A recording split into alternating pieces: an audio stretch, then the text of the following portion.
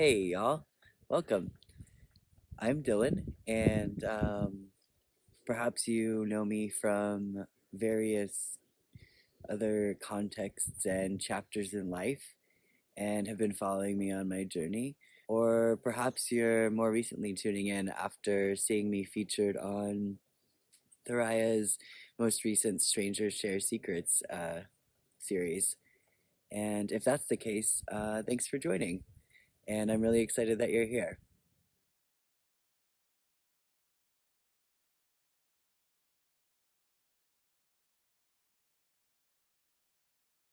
I intend to make videos on my channel and about my healing journey and my journey to exit the mental health industrial complex.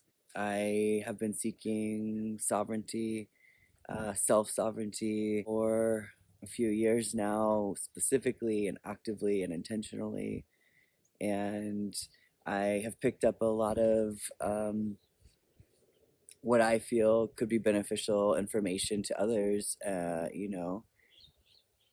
from things that I've experienced and healing modalities that I've used and things that I've found to be true for me and others already. And so I hope to be sharing that information more in various ways through videos and future work I hope to do.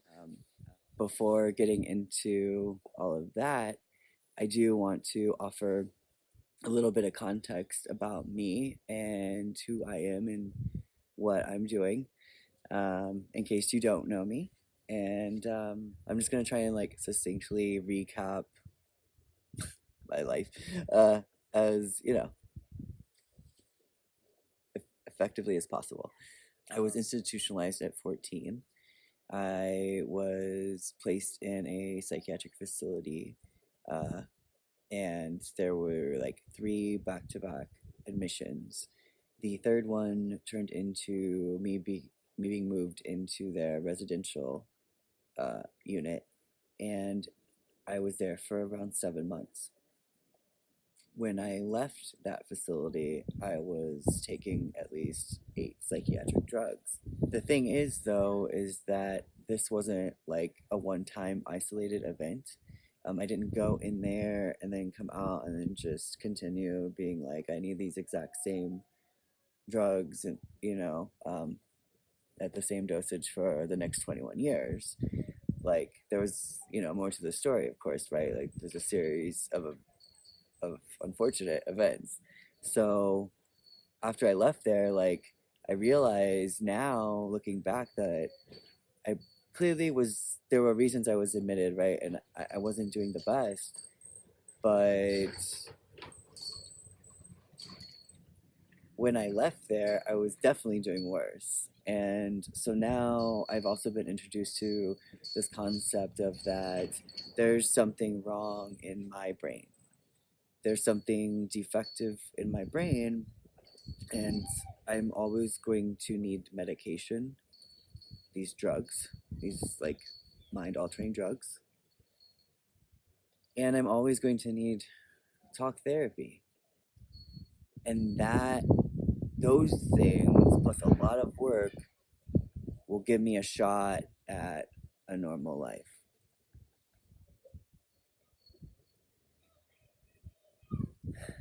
So I continued down the pathway of seeking help in the way it had been taught to me. I went to psychiatrist after psychiatrist, therapist after therapist, year after year, all of them giving me the same messaging. No one offering up any other possible solutions or ideas. Despite me, for a while in my adolescence, before I became totally shut off from myself, like saying, like, I don't want to be on these. I'm having weird things happen, like side effects. I don't feel right.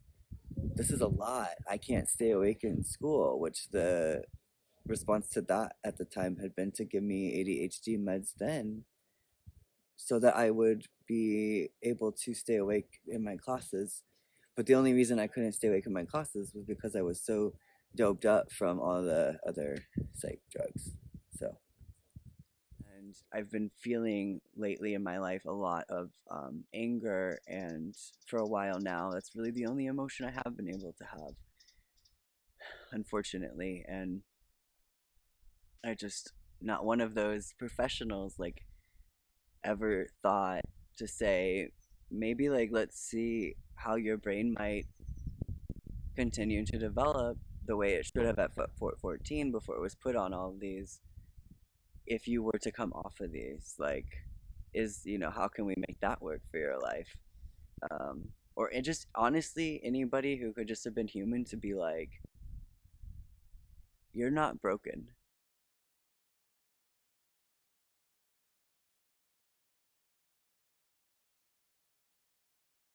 So I went to these professionals regularly. I never really experienced much, if any, real gaps of care. And, in that, later on in my adolescence and then through adulthood into my, as an adult, uh, there were multiple forced rehospitalizations. Um, and the last one I was thinking about this was, I believe, about just 6 years ago, which honestly, just saying that is like kind of trippy because I remember when I just wish I could get to like the 1 year mark without having have been like forced back in. I just wanted to get to like 1 year where I didn't have to go to the hospital. I receive the same messaging year after year, person after person. No other possibilities were ever introduced to me. And then there was like the forced rehospitalizations, the forced re traumatizations. And I say all of this to make the point that this is a systemic issue. This is an ongoing issue. And it's not just me. This is what is such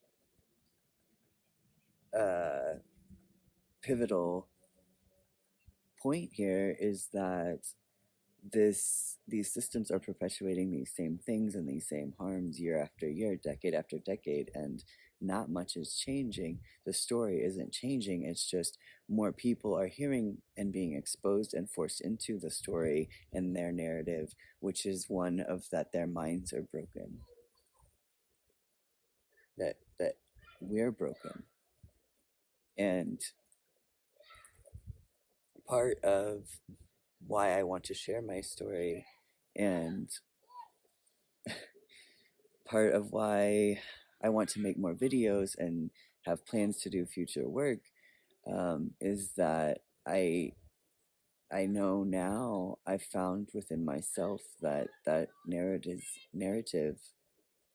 that it's incredibly false. It is 100% not true. I was never broken. And I don't believe anyone is. And I guess that, moving forward in the work I hope to do, or the conversations I hope to have, that if I can,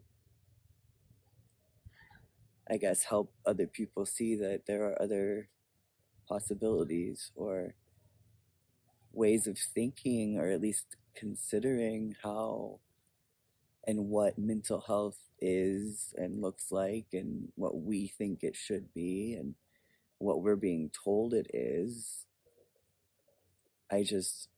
I hope to be able to help people get to some of the places I'm starting to be able to access, like maybe a little bit sooner or maybe a little bit easier. And I think that this is the direction that things are moving. And I think that it's a important one, and pretty epic one at that. I've just been experiencing a lot of anger at the fact that I was coerced into a way of thinking and believing and existing that wasn't true. It wasn't true. I feel very lied to for a really, really long time. And it makes me feel really sad to know that I'm not alone in this experience. And I think that it is too bad that professionals in the mental health industrial complex at large don't think more is possible for me and don't think more is possible for others who walk into their offices. Doctor after doctor after doctor told me I would always have to be on those medications. I would always need them to maybe have a shot at a normal life. That sounds cool. Great. It's like that's all they ever saw for me. And I feel like that's all they ever see at best for anybody who walks through the majority of these professionals' doors and sits in their office on the other side of their desk asking for a human response to their pain. I just turned 36, and I began, I would say, exiting the mental health industrial complex roughly probably like 3-ish years ago, like actively and intentionally and consciously. When I learned about what trauma is, it, just kind of opened up possibility to me, possibility that I could heal. So that was just even a lot to sit with and kind of integrate and try and figure out what that world might look like. So I probably, a year of that went by. Meanwhile, during that year, though, like I was being prescribed copious amounts of unaware to me at the time of stimulants. My personal life was kind of falling apart in a lot of ways, and I was becoming someone who was definitely uncategorically not me, and which is what then ultimately led to my decision to stop those stimulants as soon as possible. And I also stopped a pain medication at the same time, and that was excruciating. That is the word I would use for that experience in all the ways. And once I started seeing that I was definitely not okay, but that I was more okay than before, and that I could see that in such a very short time the impacts of what this class of psychiatric drugs had done to me and in my life, I rapidly started realizing, okay, like, you know what, I haven't had access to me since I was 14, about 2 decades ago. And so that is when I started making the decision to start seeking information and advocating for myself with my providers, and who were definitely not always in agreement with me at all. But I started tapering and inevitably withdrawing from the current cocktail of psychiatric drugs that I was on at that time, which the remaining ones, if for those who may be interested in, was an antipsychotic, mood stabilizer had been on for some time. That one had been on for years. An antidepressant, and I'd also, shortly after the stimulants, I came off and withdrew from a benzodiazepine as well, which I'd been using, again, unknown to me, like probably much higher, what I believe is much higher dosages and frequency than, you know, should be typically prescribed or recommended. So, withdrew from all of those over the process of 2 years, seeking information from the current psychiatrist that I was working with at the time, who is the one I felt I could trust the most. But even with having over, I believe it was 2 decades of experience, she'd only ever seen, I believe, 2 to 3 patients of hers ever actually come off all psychiatric medication. Not come off a psychiatric medication and go back on one or more, but just come off and not go on them. She'd only ever worked with 2 to 3 patients. And likely, I don't know if they had been on as many or as long or started as early or what.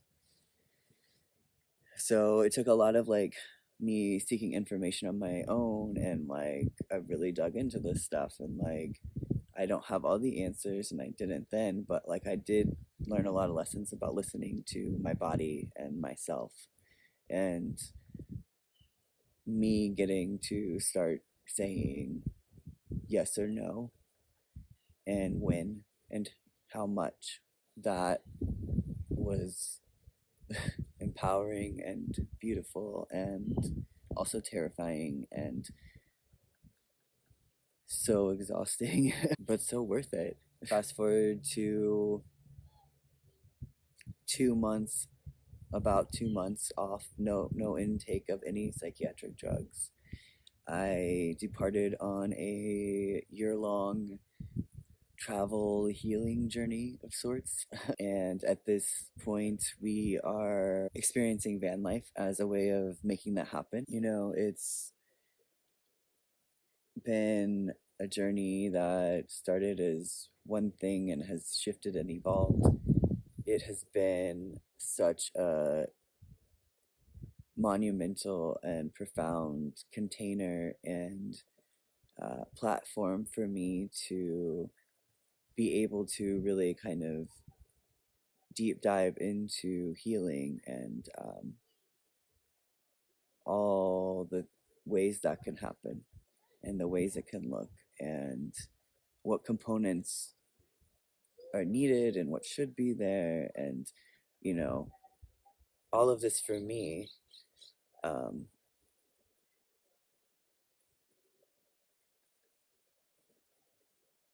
but it's definitely allowed for me to have some very clear insights into exactly why I had to leave that world and why I can never go back.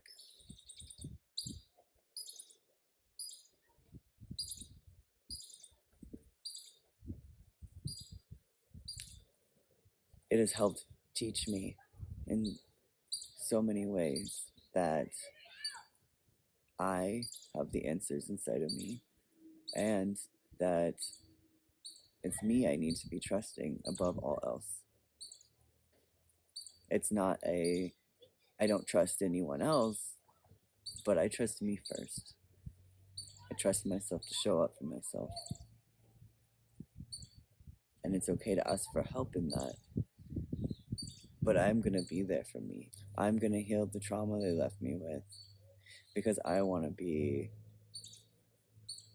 the best version of me that I can be for myself and for the world. I'm just 9 months, well, I'm actually closer to 10 months off with not taking any psychiatric drugs. And for anyone out there who is interested in this aspect of this process, like I do want to share that what I'm noticing is that it's taking about 3 month increments for there to be some kind of like next level noticeable shift in something in the way my brain is healing or um, repairing itself or um, doing the development that is necessary that was taken from me. Um, so right at around the 9 month mark, I've been noticing that I've been able to have more clarity around things such as verbal communication. I can find words a little bit easier and speak for longer amounts of time in conversation. I am gaining more clarity around um, experiencing more complex cognitive functioning, quite honestly, is how I would say it. I feel like I'm able to like think deeper thoughts, more complex, bigger thoughts, and I'm also am gaining a little bit deeper sense of emotional depth, right? Because as I mentioned, for multiple years now, all I've really been able to experience is anger, just anger, and that anger was like really, really valid, and it still is. And I'm also realizing at this point in time that I've been doing such deep work and moving so much energy, um, that like I also am I'm trying to choose to consciously let go of it. Like I'm done. Like I'm ready to be done. And in that, it has allowed me to free up space for beginning to feel the expansiveness of the sadness that I have about what I experienced, um, all the things attached to that, and all the things that I feel I didn't experience or didn't get to fully experience in my life in the 21 years following my introduction into the mental health industrial complex. There's a lot of sadness there. I'm also simultaneously like really happy and grateful that it's there and that I can now feel it. That I'm healing to the point where I can identify that and feel into it and feel it, process it the way it needed to be processed years ago, the way that I could have processed it if someone had been able to hold a safe enough container for me for any amount of time, instead of saying that my emotions weren't valid, and not only that, but that they were not okay. And so, here, take these pills. Be quiet, Dylan. That's not enough? Then let's lock you in this solitary confinement room, Dylan, with nothing. You are too sad. You're crying too much. We are uncomfortable with what is happening for you because we don't want to look at what we're choosing and what we're neglecting in your social environment, Dylan, that is creating you to have these emotions in the first place.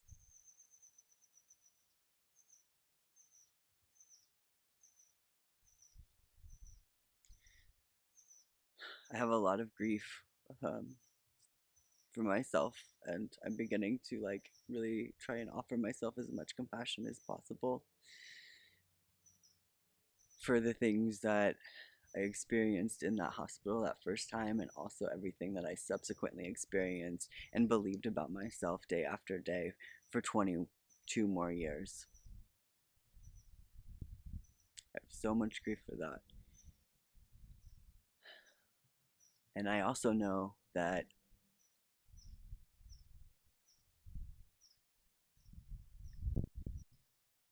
I can't continue to heal and address all of those emotions in a healthy way if like I have to be honest with myself, right? Like it's done. It really sucks, and it's done now. So I have to reclaim myself and who I am. And I would say that a little over 9 months is right where I'm able to like I'm finally able to start feeling like me again. the last time I remember myself, which was at 14.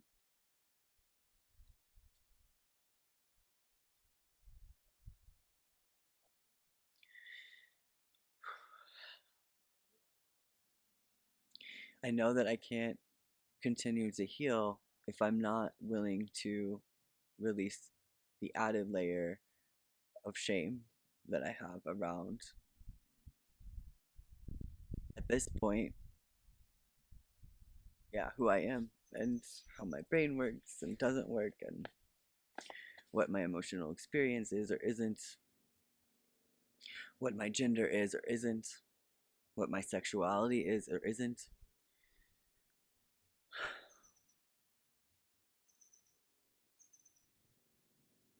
I have to let go of the shame, and I think that this is an important thing that I, at least, am only beginning to see all the ways that it has trickled into me and my belief system about myself. And I am done buying into that. I'm done buying into that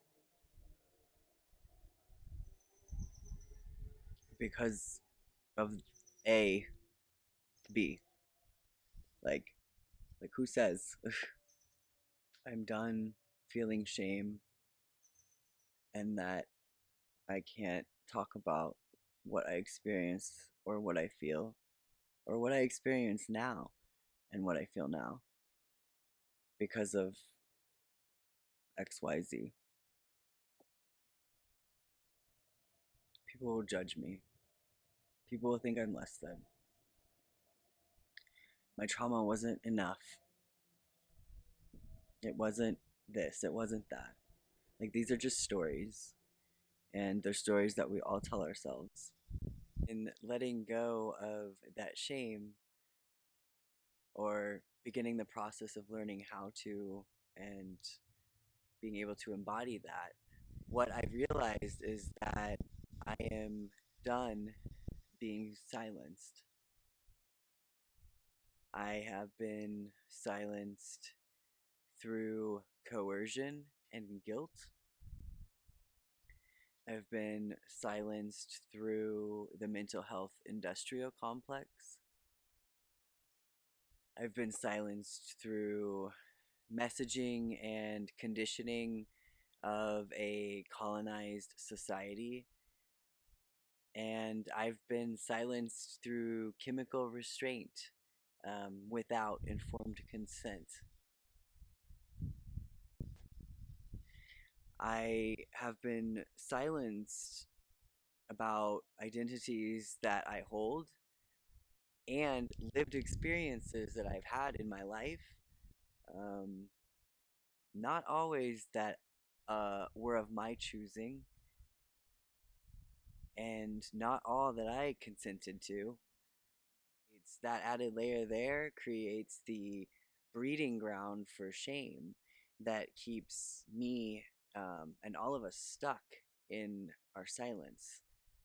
And once that shame is on the scene, now I have been silenced by myself. And I'm no longer willing to do that. I'm no longer willing to hide who I am, what I think about things, how I think, what I feel, and what I believe. I'm no less than anyone else. We are all human, and we are all living beings at this time having similar but unique experiences. What I have come to believe, we are all just doing the best that we can do. That another theme that is coming up for me is one of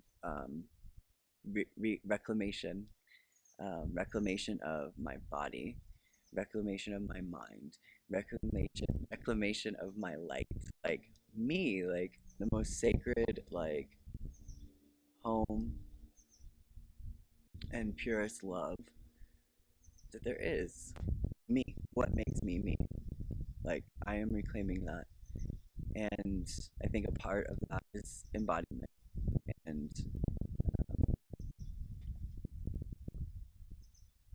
feeling into taking up the space in your body and being present with yourself and what's there. I am just now becoming conscious of the fact that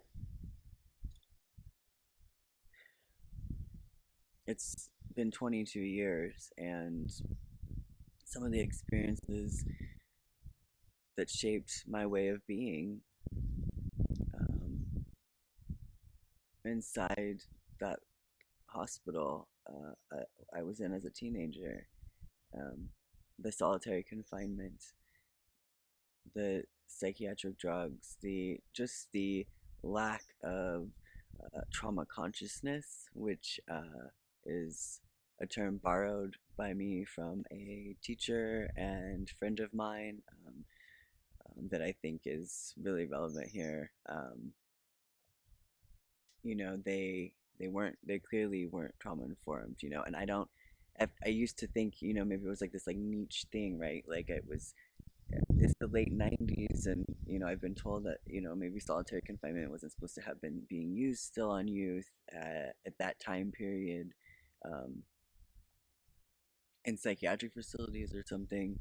And that it was kind of it was like I fell in this like thing, or maybe the coast I don't know how to, I haven't looked into it myself. Maybe the coasts kind of were moving away from that use, but me in the smack dab of the Midwest, like middle of this country, uh, they were still using it. Like that was my experience, and I was placed there at least once for being queer. And it's like, I think what happened is I had all these experiences in there, and then I finally got to come out, and I was so like controlled and brainwashed and also grateful to be out, that I never felt like I had been able to talk about some of the experiences that I had in there, and that the impact that had is that I was just supposed to, I guess, and I did, and take them as like normal, and like that they were okay, and they weren't okay. And what I am starting to feel like I'm seeing and reflected back to me by people online, mostly at this point in time, is where I'm finding connection with other people who have had similar experiences as me, but also occasionally in real life too, is that it's not actually such a niche thing. Like maybe the solitary confinement, I don't know, but I think the general um, missing the mark by psychiatric facilities and the mental health industrial complex at large is still going on by and large. I feel like these talks are still actively being done, because until something new is being brought in, and you're recycling, and the systems are recycling and encouraging the recycling of the same things, you're inevitably still repeating the same harms, that you're not growing, you're not changing, you're not evolving. So inevitably, you're continuing the same harms that you've been continuing for decades. And then I'm curious, I guess, like, where are those systems seeking in their information from, and tips for room for improvements, or really the psychiatric field at all? There's this lived experience piece that's missing, right? I am wondering why it had to be that, and it still is that, like, you know these experiences aren't being talked about. And I know that it's a really nuanced thing, and that there's layers and things I've shared, like the layer of just internally of ourselves of shame and all of these things. But I believe that we are on the cusp of some really exciting things. The mental health revolution has already started, and it's here. And I believe that it's building each time that we choose to be our authentic selves. And each time that we choose to use our voice to tell our story. And each time that we choose to trust ourselves, as scary and as hard as that can be, that we trust ourselves. I think there's a huge waking up happening right now. And I think that, like, this is it, y'all. And I'm really excited by what possibility lies in this new world. I'm really excited by what possibility will be birthed from our individual and collective healing. I believe that with deeper understanding comes more possibility for expansion beyond just what we've always known, beyond just what we've always done, and beyond just regurgitating the same ineffective, harmful, recycled, surface based and focused theories and ideologies. What else is there? What other options are there? I am really excited to get to continue to explore that and share my experiences with you all, and get to hopefully along the way hear other folks' experiences of what their healing journey is, you know. And I think that as we build into this revolution, this new world, I just think that possibilities are just beginning to take off. And that's a huge relief for me, and it's very exciting. Like, I'm really excited about um, where I'm going, and like the things that I have on my horizons and my dreams and goals, and directions I want to go, things I want to do, things I want to put together and share online and with others. And I'm really excited to see like what is possible, right? Because a realization I just had recently too is that unhealed trauma and bluntedness from over medication and active trauma and active all of these things, what does it do? It takes away our sense of possibility. It dismantles that. What is possible for everyone else is no longer possible for us. And a lot of times, if we talk about it, we're made to feel bad about ourselves for one reason or another. And while I do believe that healing transcends our stories, I think that in some ways we need to be like sharing our experiences more and having more conversations more openly with people that we meet, uh, just like, sharing our humanness. There are other possibilities that might bring you more healing than going down this route. This route is valid if you choose that, you have free will. But here's all the information that they might, you know, not tell you that I have from lived experience. Like, I hope that I can share things, continue to share things in future videos and in various ways and platforms with others. Future work I hope to do that says, like, helps other people feel that you're not alone. What I feel is true is that I have found things that have helped me go deeper than traditional talk therapy, which is what is traditionally prescribed in this country at this time, along with psychiatric drugs. The work that I'm doing now, the energy that I'm moving now, the healing that I'm taking into my life and like manifesting, and the transformations that I'm undergoing, I could not have ever personally done them while medicated, while chemically restrained to the point that I was. for that long. I didn't have the cognitive ability, quite frankly. That's my lived experience. And I'm starting to feel more and more like I'm not alone with that. And I'm really excited about what that future looks like and what that community looks like. And yeah, just all the awesome humans there. I think that our lives are our own and we have to make the choices that we feel called to make. And for me, right now, my choice has been this, everything leading to this moment right here. And I feel freer and a lot of emotions, but one of them is happier than I've ever been. More at peace with myself, proud of myself, excited for myself.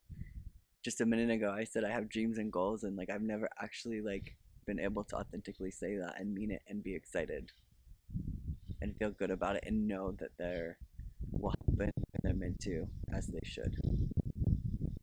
I have hope. I believe in possibility.